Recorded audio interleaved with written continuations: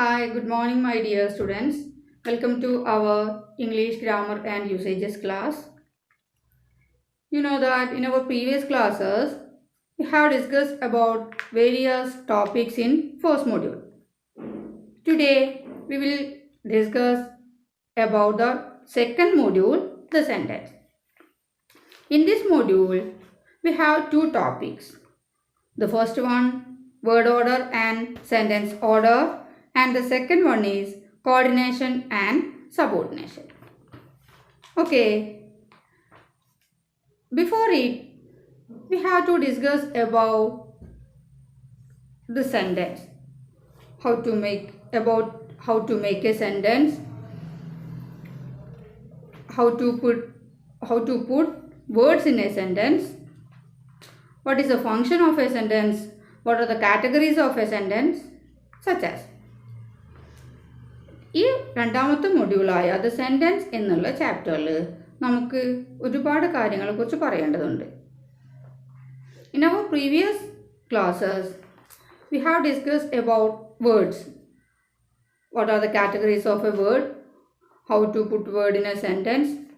ഇങ്ങനെ കുറേ കാര്യങ്ങൾ നമ്മൾ കഴിഞ്ഞ ക്ലാസ്സിൽ വാക്കുകളെ കുറിച്ച് പഠിച്ചു. ഏതൊക്കെ തരത്തിലുള്ള what are the types of a word? വാക്കുകൾ, ആ വാക്കിൻ്റെ വിവിധ വിഭാഗങ്ങൾ എന്തൊക്കെ, എങ്ങനെയൊക്കെയാണ് നമ്മളതിനെ കാറ്റഗറൈസ് ചെയ്യുന്നതെന്ന്. അതുപോലെ സെൻറ്റൻസ് എങ്ങനെയൊക്കെ ഉണ്ടെന്ന് നോക്കാം. In traditional grammar, sentence has two important points. First is, sentence is group of words. Then it should have a meaning. രണ്ട് മേജർ ക്വാളിറ്റീസ് ആണ് ഒരു സെൻറ്റൻസിന് വേണ്ടതെന്ന് പറയുന്നു. മേജറായിട്ടുള്ള കാര്യം അതിൻ്റെ ശേഷം വരുന്നത് ബാക്കിയുണ്ട്. ഒന്നാമത്തത് ഗ്രൂപ്പ് ഓഫ് വേർഡ്സ് ആണ്, ഒരു കൂട്ടം വാക്കുകൾ അടങ്ങിയതാണ് സെൻറ്റൻസ് എന്ന് പറയുന്നു. Next, it should have A meaning. Without meaning it's incorrect, the sentence is incorrect. Okay, we know that the basic structure of a sentence is SVO. It means subject, verb, object. നമ്മൾ കഴിഞ്ഞ ക്ലാസ്സുകളിലായിട്ട് പഠിച്ചിട്ടുണ്ട്. Subject followed object and subject followed verb and followed object. അങ്ങനെയാണ് അതിൻ്റെ structure വരുന്നത്. SVO എന്ന് നമ്മൾ കുഞ്ഞുനാൾ മുതൽ ചെറിയ ക്ലാസ്സിൽ ഗ്രാമർ പഠിച്ചു തുടങ്ങുന്ന എന്നാണോ അന്ന് മുതൽ കേൾക്കുന്ന ഒരു സ്ട്രക്ചറാണ്, ഒരു ഫോർമുലയാണ് SVO എന്നുള്ളത്. I would say you that Malayalam is a flexible language because കാരണം we can put words in a sentence differently. നമുക്ക് മലയാളം ഒരു ഫ്ലെക്സിബിൾ ലാംഗ്വേജ് ആണെന്ന് പറയുന്നു. കാരണം അവിടെ നമുക്ക് വാക്കുകളെ അങ്ങോട്ടും ഇങ്ങോട്ടൊക്കെ മാറ്റി ചേർത്താലും അവിടെ നമ്മൾ ഉദ്ദേശിക്കുന്ന മീനിങ് ആർക്ക് കൊടുക്കാൻ പറ്റും, നമ്മൾ കേൾവിക്കാരനെ കൺവേ ചെയ്യാൻ പറ്റും. But in English we can put like that. നമുക്ക് അങ്ങനെ വെക്കാൻ പറ്റില്ല. കാരണം ഇതിന് ഒരു ഫണ്ടമെൻ്റൽ സ്ട്രക്ചർ ഉണ്ട്. ആ സ്ട്രക്ചറിലൂടെ മാത്രമേ നമുക്കൊരു സെൻറ്റൻസിനെ മേക്ക് ചെയ്യാൻ പറ്റുള്ളൂ. നമ്മളിപ്പോൾ പറഞ്ഞ സ്ട്രക്ചറാണ് SVO എന്നുള്ള സ്ട്രക്ചറാണ്. അപ്പോൾ നമുക്ക് നോക്കാം, ട്രഡീഷണൽ ഗ്രാമറിൽ 3 വിഭാഗങ്ങളാണുള്ളത്. സെൻറ്റൻസിനെ കുറിച്ച് തന്നെയാണ് നമ്മൾ പറയുന്നത്. അതിന് മുൻപായിട്ട് നമ്മൾ ആ സെൻറ്റൻസിൻ്റെ ബേസിക് ആയിട്ടുള്ള കാര്യങ്ങൾ നോക്കണം. വി നോ ദാറ്റ് ഗ്രാമർ നമ്മൾ മുൻപ് ചെറിയ ക്ലാസ്സുകളായിട്ട് ഹൈസ്കൂൾ ആൻഡ് ഹയർ സെക്കൻഡറി ലെവലിൽ ഒരുപാട് കേട്ടിട്ടുണ്ടെങ്കിലും now we study the graduate level grammar, the degree level grammar. നമ്മൾ പഠിക്കാൻ പോകുന്നത് ഡിഗ്രി ലെവൽ ഗ്രാമറാണ്. അപ്പോൾ ഓരോ കാര്യത്തിനെയും ഫോക്കസ് ചെയ്ത് തിയററ്റിക്കലി ആൻഡ് പ്രാക്ടിക്കലി പഠിക്കേണ്ടതായിട്ടുള്ള ആവശ്യങ്ങളുണ്ട്. അതുകൊണ്ട് തന്നെ ഓരോ കാര്യവും മൈന്യൂട്ടായിട്ട് അറിഞ്ഞിരിക്കണം. എങ്ങനെ ഇതിവിടെ വന്നു, എങ്ങനെ ചേർക്കുന്നു, ഇതിനതിൻ്റെതായ കാരണങ്ങൾ ഉണ്ടാവുമല്ലോ, എല്ലാം ഒരുപോലെയല്ല എന്നുള്ളത്. അപ്പോൾ നമുക്ക് അറിയാം, 2 types of grammar, traditional grammar and modern grammar. 2 types അല്ല, 5 types of grammar ഉണ്ട് ഇന്ന്. അപ്പോൾ അത് നമുക്ക് പിന്നീട് വിശദമാക്കാം. ഞാൻ പറഞ്ഞു traditional grammar and modern grammar. Traditional ഗ്രാമറിൽ 3 വിഭാഗമാണുള്ളത്. Pose, synthesis and analysis.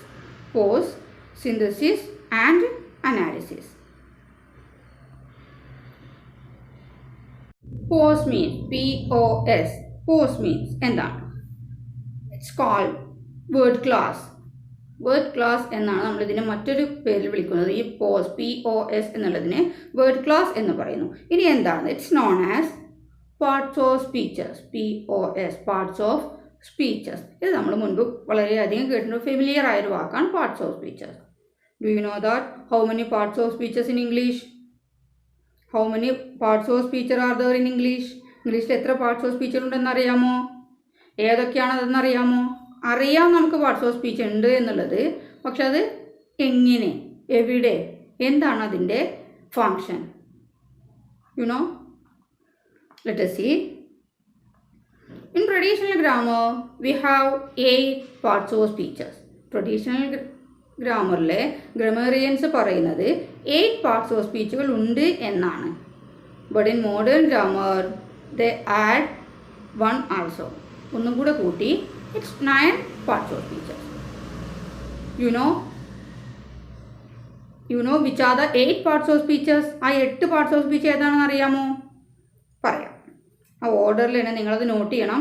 നമുക്കിവിടെ ബോർഡൊന്നും ഇല്ലാത്തത് കൊണ്ട് നിങ്ങളത് എഴുതി കാണിക്കാൻ പറ്റില്ല. അതുകൊണ്ട് ഈ ഓർഡർ പറയുന്ന ഓർഡറിൽ തന്നെ നിങ്ങൾ നോട്ട്സ് തയ്യാറാക്കുമ്പോൾ ഇതിങ്ങനെ തന്നെ എഴുതി വെക്കണം. Okay, listen. 8 parts of speeches are 1 noun, pronoun, adjectives, verb, adverb, preposition, conjunction, interjection and determiners. 8 and 9 parts of speeches. 8 plus 1. Once more. Noun, pronoun, adjective, verb, adverb, preposition, conjunction, interjection and the last one determiners. 9 എണ്ണം. ഈ 9 parts of സ്പീച്ചുകളെ we have divided into 4 groups. 4 ഗ്രൂപ്പുകളാക്കിയിട്ടുണ്ട്. Which are them? The first is nominal group. It includes noun, pronoun and adjectives. You know that this is related to names. Noun, pronoun and adjectives are related to noun, names and nouns. So they are called nominal groups. The second group is verbal group. Verb and adverbs are included in verbal group. You know that it's related to verbs. So it's called the verbal group. The next third one is conjunctional group. Preposition, conjunction and interjections are included in conjunction group. And the last one is determiners. It's called determinal group. You know which are determiners? What are determiner? എന്താണ് determiner എന്നോ determiners ഏതാണോ നിങ്ങൾക്കറിയാമോ? What is it's function? Let us see. Determiners are articles, possessive words and demonstrators. ഇതാണ് determiners എന്ന് പറയുന്നത്. Articles A and the. ഇത് നമുക്ക് എന്തിൽ വേണം? ഒരു സെൻറ്റൻസിൽ തീർച്ചയായിട്ടും വേണം. You know, this is a mango. This is a pen. ഇപ്പോൾ ഇവിടെയൊക്കെ എ എന്ന ആർട്ടിക്കിൾ ഉപയോഗിക്കുന്നു. അതുകൊണ്ട് തന്നെ ആർട്ടിക്കിൾസും പാർട്സ് ഓഫ് സ്പീച്ചാണ്, പൊസസീവ് വേർഡ്സും പാർട്സ് ഓഫ് സ്പീച്ചാണ്, അതുപോലെ ഡെമോൺസ്ട്രേറ്റേഴ്സും പാർട്സ് ഓഫ് സ്പീച്ചുകളാണ്. മനസ്സിലായോ? 9 parts of സ്പീച്ചുകൾ.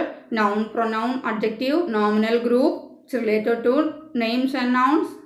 Then verbs and adverbs, verbal group related to verbs. Preposition, conjunction and interjections are conjunctional group. Then last one is, the latest one is determiners. It includes articles, possessive words and demonstrators. Okay, ഇതാണ് first category POS parts of സ്പീച്ചിൽ ഉൾപ്പെടുന്നത്. മനസ്സിലായോ? Then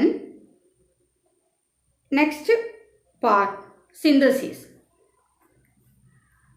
You know, familiar the word synthesis. This is the major area of grammar. Synthesis is the major area of English grammar. നോക്കാം നമുക്ക്. in this area, handle that the variation of sentences, various types of sentences, different types of sentence. You know that in English there are different types of sentences. ഒരേ type സെൻറ്റൻസുകളെല്ലാം നമുക്കുള്ളത് പല വിധത്തിലുണ്ട്. ആ സെൻറ്റൻസുകളെ കുറിച്ച് പ്രതിപാദിക്കുന്ന ഒരു ഭാഗമാണ് സിന്തസിസ് എന്ന് പറയുന്നത്.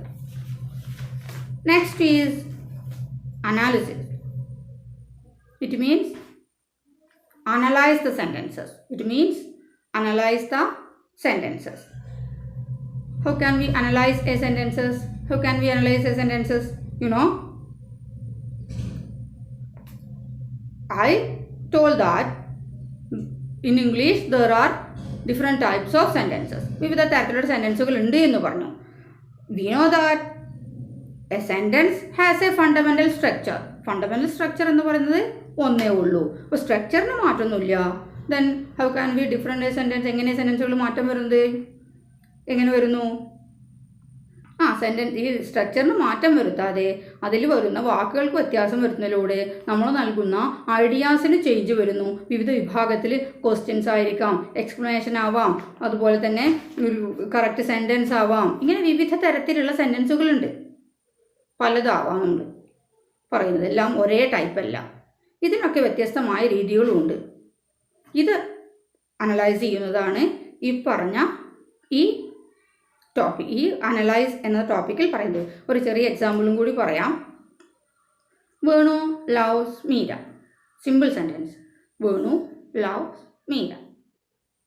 Venu is A subject and loves is the verb and Meera is the object. നിങ്ങൾക്ക് മനസ്സിലായിട്ടുണ്ടോ? ആ സ്ട്രക്ചർ എന്താണ്? യെസ്, വി, ഓ.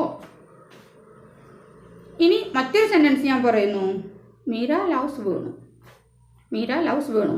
അപ്പോൾ ആദ്യത്തെ സെൻറ്റൻസിൽ മീര ഓബ്ജക്റ്റ് ആയിരുന്നു, മീര ലവ്സ് വേണു. ഇവിടെ അങ്ങനെ പറയാൻ പറ്റുമോ? നമുക്ക് ഓബ്ജക്റ്റ് വേർബ് സബ്ജക്റ്റ് ആണെന്ന് പറയാൻ പറ്റുമോ? ഇല്ല. Structure is correct. S, V, O. അവിടെ മീര എന്തായി മാറി? ഇവിടെ സബ്ജക്റ്റായി മാറി, വേണു ഒബ്ജക്റ്റായി മാറി. ഇവിടെ പറയുന്ന രണ്ടിലും പറയുന്ന ഐഡിയ വ്യത്യസ്തമാണ്. First is Venu loves Meera. The subject Venu loves Meera, but Meera may not his love. Meera may not know his love. മീരക്കൊരു പക്ഷേ അറിയില്ലായിരിക്കാം, അറിയാമായിരിക്കാം. The second sentence Meera loves Venu. ഇവിടെ എന്താണ്? സബ്ജക്റ്റായ മീരയാണ് വേണുവിനെ ലവ്സ് ചെയ്യുന്നത്, but Venu may not or might not know Mira's love. It may be a one-way love. Okay? So, structurally they are correct, but meaningly they are different. ഇത്രയാണ് നമുക്ക് അനലൈസിങ്ങിൽ. നമ്മൾ വിശദമായിട്ട് പറയാനുണ്ട്. നമ്മുടെ സമയപരിമിതി മൂലം ഇങ്ങനെ ചുരുക്കി പറഞ്ഞു നിർത്തുകയാണ്. വിശദമായിട്ട് നമ്മൾ വീണ്ടും അതിനെക്കുറിച്ച് ഇപ്പോൾ ടെക്സ്റ്റ് ബുക്കും നമുക്ക് കിട്ടിയിട്ടില്ല, അതുകൊണ്ട് അന്വേഷിക്കുന്നുണ്ട്. കിട്ടിയ വിശദമായിട്ട് നമ്മൾ എക്സാമ്പിൾസ് സഹിതം നമ്മൾ അതിൻ്റെ വർക്കുകൾ ചെയ്തിട്ട് ഒക്കെ നമുക്ക് പ്രാക്ടീസ് വരുന്നുണ്ട് നെക്സ്റ്റ് 4th and 5th മൊഡ്യൂളുകളിലായിട്ട്. അത് ചെയ്യുമ്പോൾ വിശദമായിട്ട് ഈ കാര്യം നമുക്ക് മനസ്സിലാക്കാൻ പറ്റും. അപ്പോൾ അതിന് തിയററ്റിക്കലി ഇത്രയും മനസ്സിലാക്കിയാൽ മതി. ഇങ്ങനെ 3 വിഭാഗം: പോസ്, സിന്തസിസ് ആൻഡ് അനാലിസിസ്. അതിൽ വരുന്നതാണ് പാർട്സ് ഓഫ് സ്പീച്ചസ്, അതിൻ്റെ various types of sentences and analysis of a sentences. Okay, you should prepare your notes about it and send me. I hope that you should prepare our earlier notes. Okay, all the best.